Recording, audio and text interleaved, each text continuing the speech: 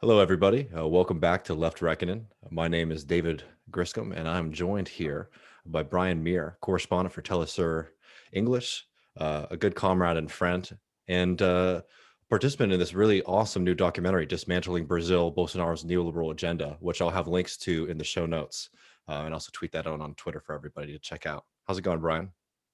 Pretty good. Just want to mention Brasil Wire too, co-editor of Oh, Brasil Wire. absolutely. How could I forget Brasil Wire too, which is an incredible source of news in Brazil in English. It's phenomenal.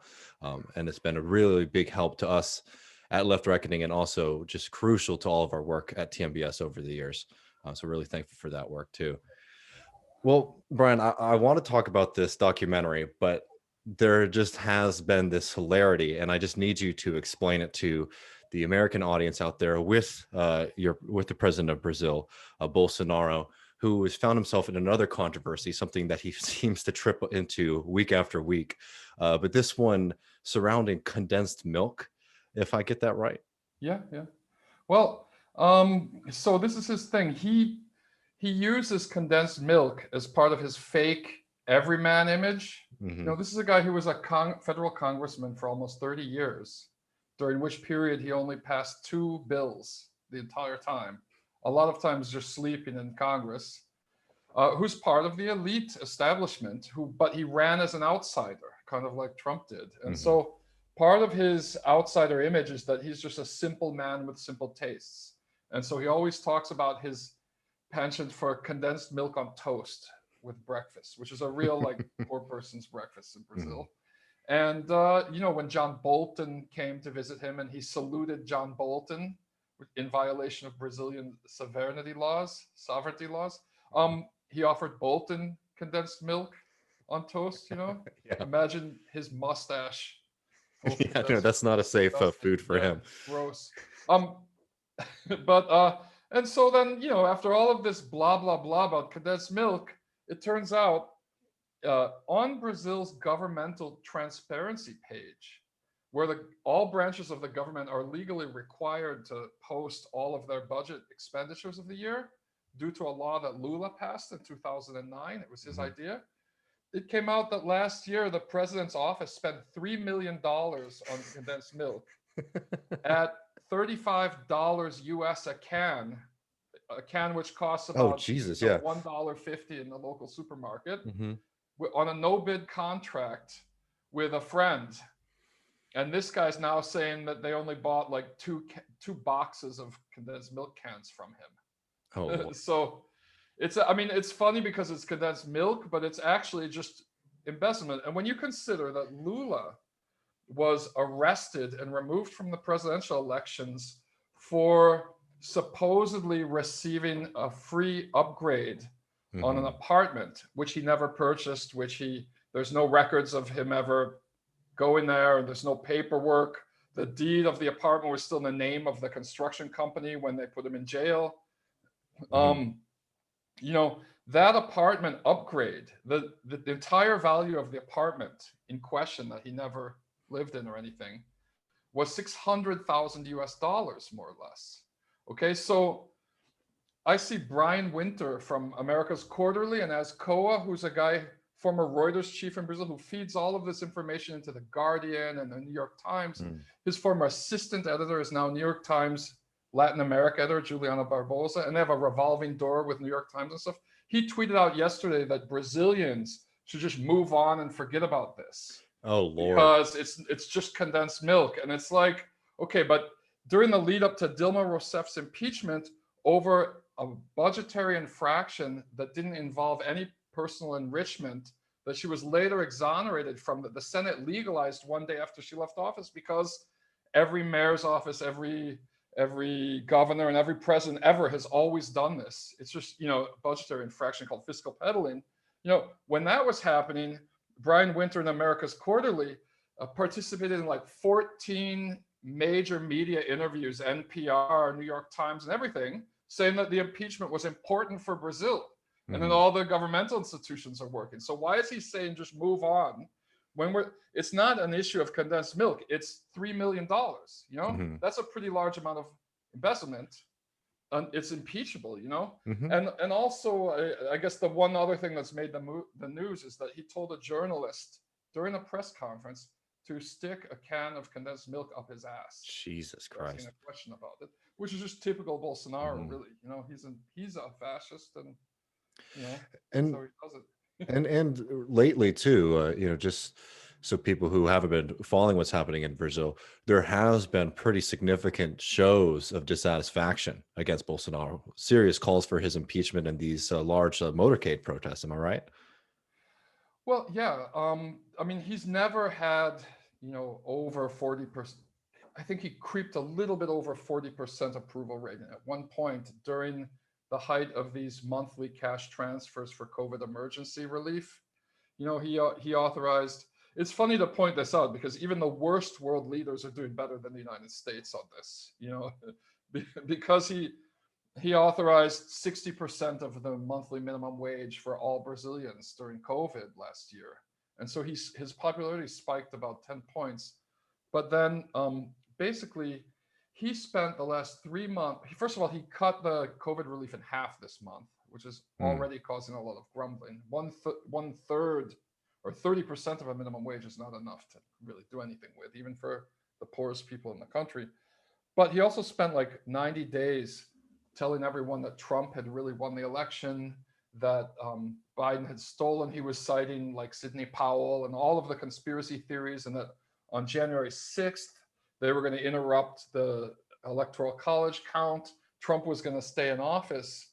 And so when that didn't happen, he lost a lot of his actual, like, real fanatical supporters, because they were Hmm. they were believing him the whole time. So since Biden took office, the week Biden took office, his popularity dropped 11 points. So it's down in the mid 20s now. And it's beginning to fall even more because of the crisis in Manaus and everything. And this has got people thinking that maybe the impeachment's going to be viable again. Hmm. There's 56 impeachment requests against him Oh that the wow! head of Congress is just sitting on. And could you explain just sort of briefly how that process works in Brazil, an impeachment Yeah, process? the leader in Congress has to authorize the impeachment request. Hmm. And it's 2/3 vote in both the House and Senate. Hmm. There's no separate. There's a trial process. Okay, what happened with Dilma is first they voted on it, and she was temporarily removed from office during the trial. Okay, so for several months, and there's a very excellent documentary about this called The Process, or O Processo.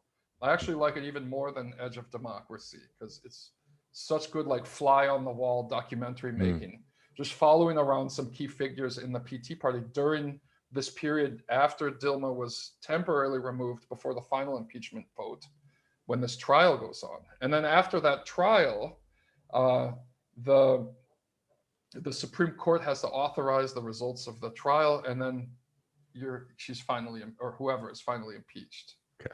So it's a little bit different from the U.S. in that, Mhm.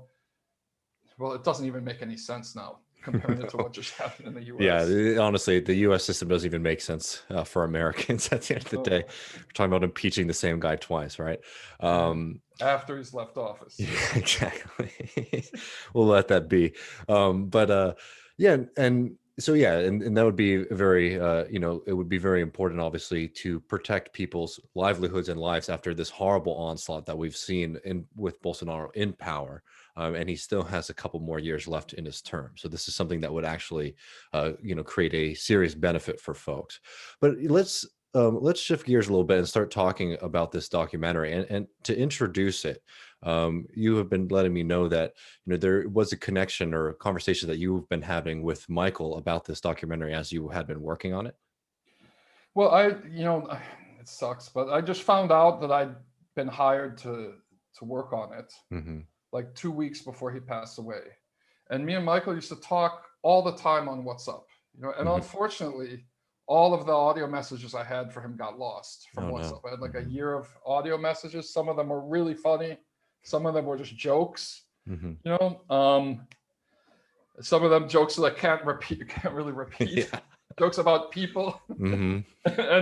And so he was really excited because I told him I was going to interview Lula again. Hmm. And as you know, we had interviewed Lula together. We spent like a year trying to Yeah. get the Lula interview off the ground. Originally, we were going to try and interview him in prison And we filed a court case, a request to the Curitiba courts to allow us to interview Lula in prison with help of Lula's defense lawyers.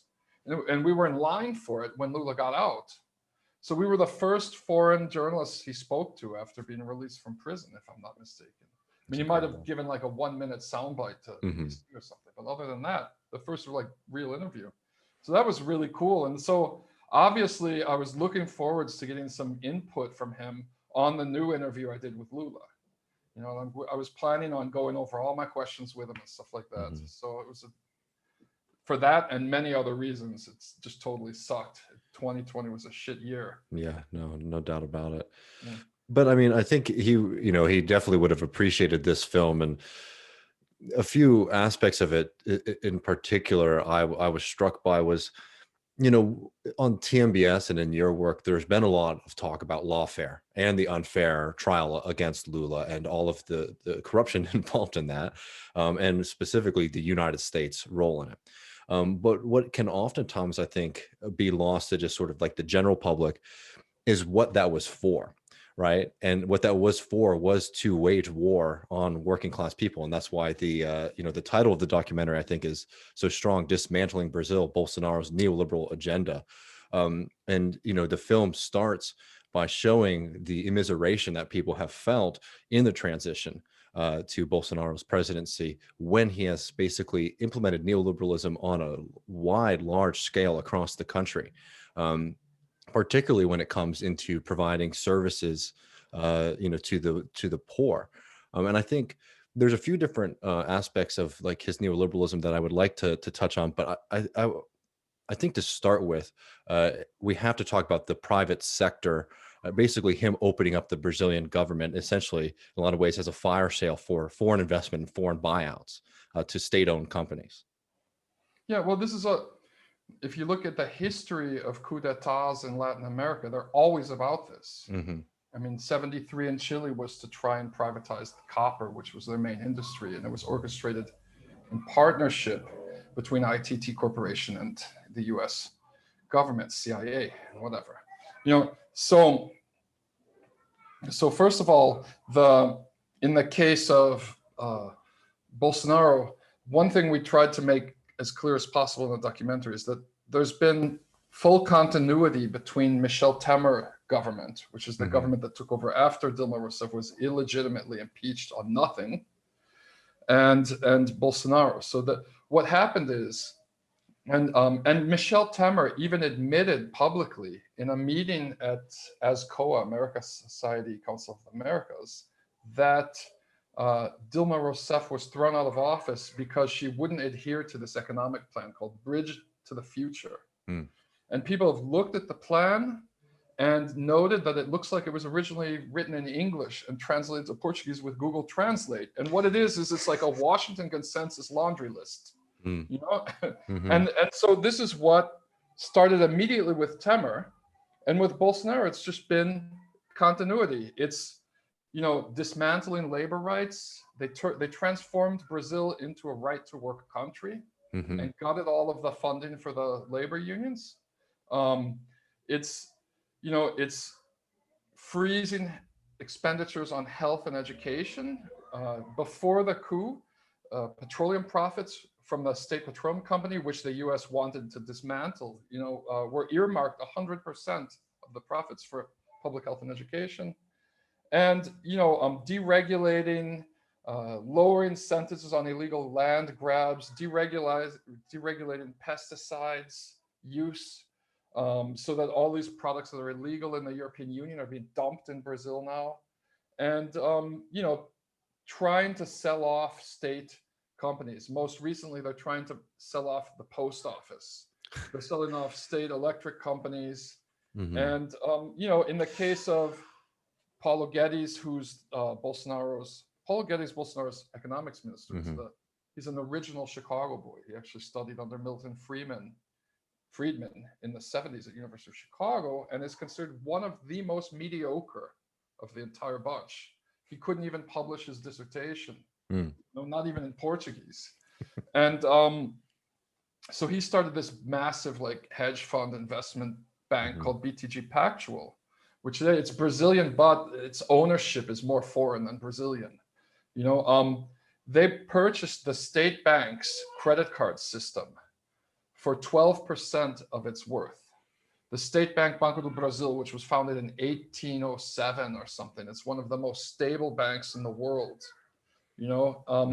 So it's not even from kind of like neoliberal criteria, even applying the most rigid neoliberal dogma, they're not following it properly because they're not allowing bidders to compete with each other. They're selling stuff off to cronies at pennies on the dollar, which is pretty much how it's always happened in Latin America after US-backed regime change operations, frankly. And yeah, I mean, it's always funny to hear these folks talk about the free market, which is a pure fantasy in any context, but particularly in Brazil.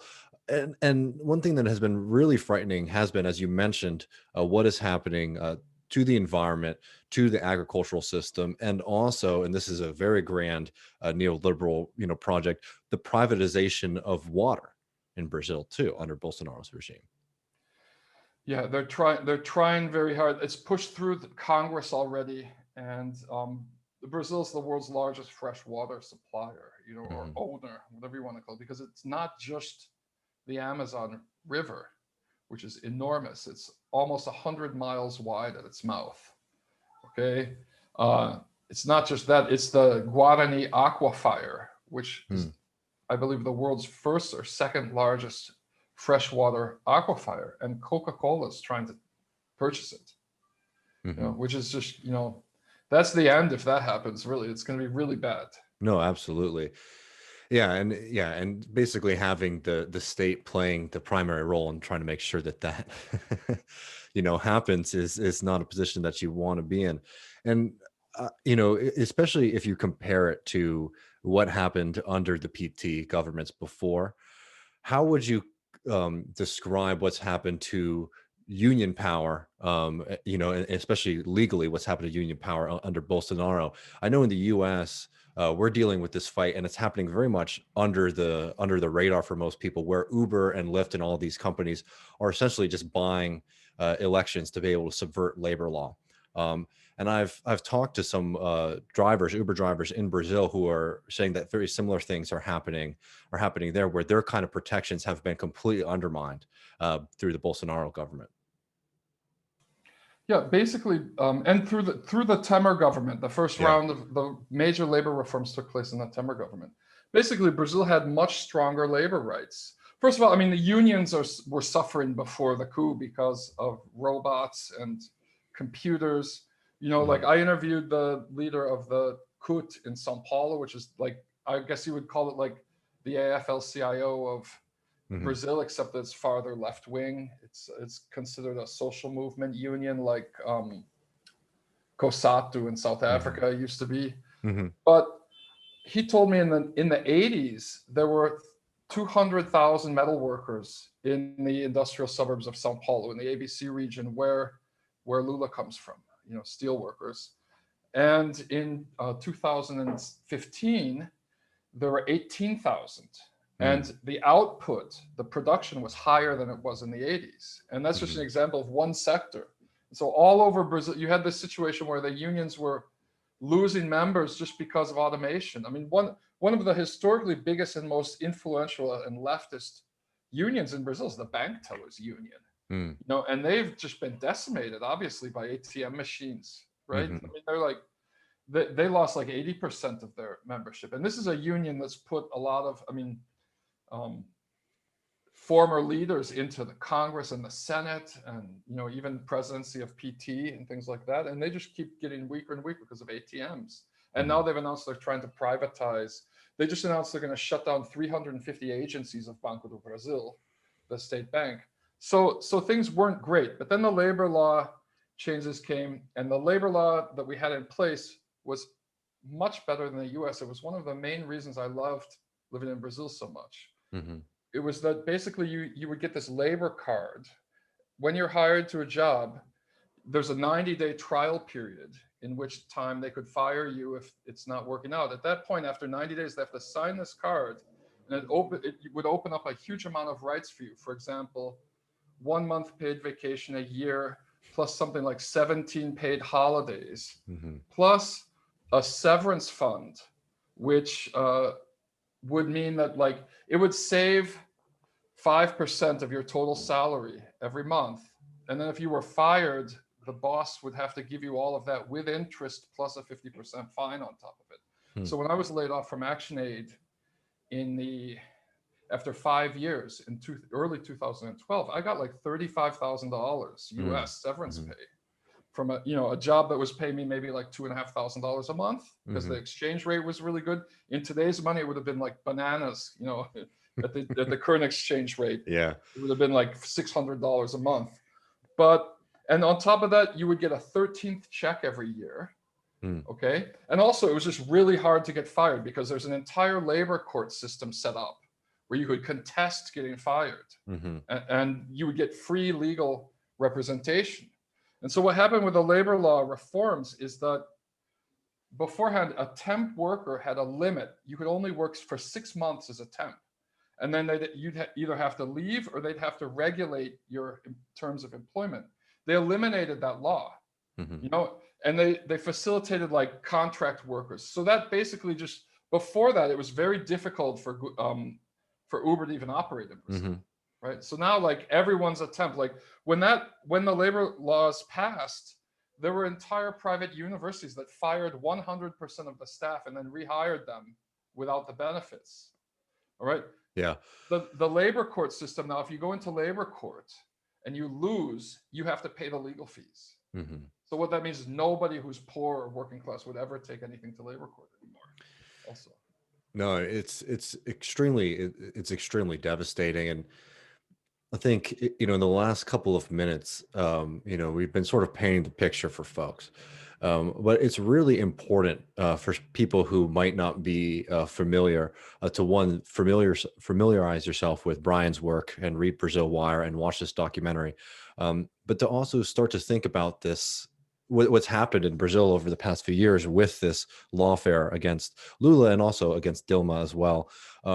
Was the wealthy classes, the powerful classes, understanding that they were not going to be able to win power with any kind of popular mandate, that they effectively had to create a legal coup, through the use of lawfare, and as Brian has shown time and time again, with substantial help from the United States government financial interests. Going into this next stage, how would you sort of set the board when we've seen that Lula has now been released from prison and he's still continuing to fight, and you're seeing this popular, movements against Bolsonaro? Do you think that that there has been a kind of political shift where there is going to be a sweep against Bolsonaro and his cronies and allies in upcoming elections?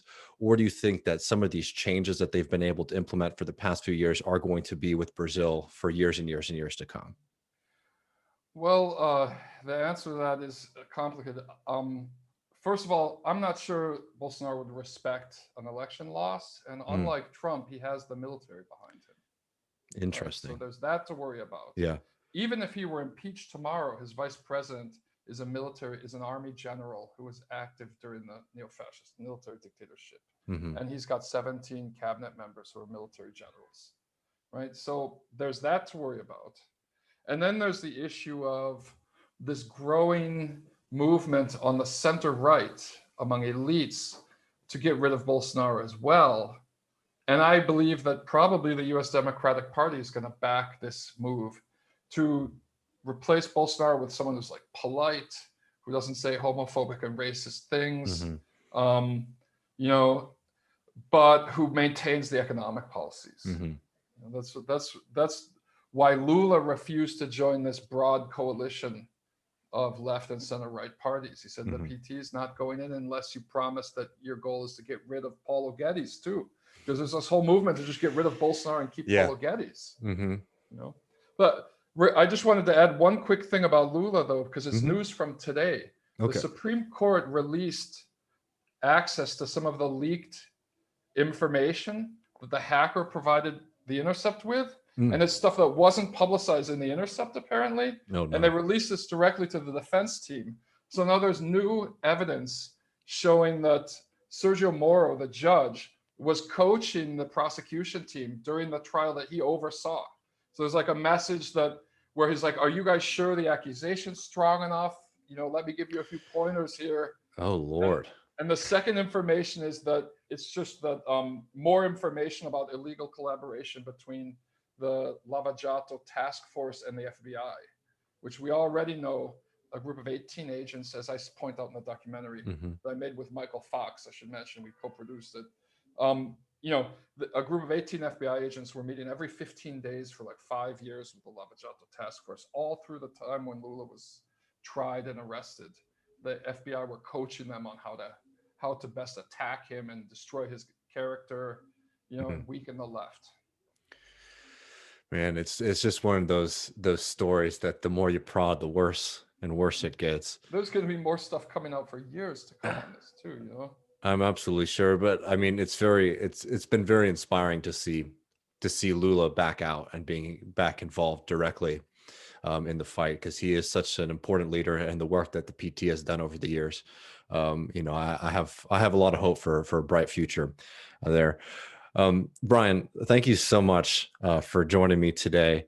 I want to make sure everyone goes and checks out this documentary. I'll tweet it out later. I'll put links up in the show notes, but it's Dismantling Brazil, Bolsonaro's Neoliberal Agenda.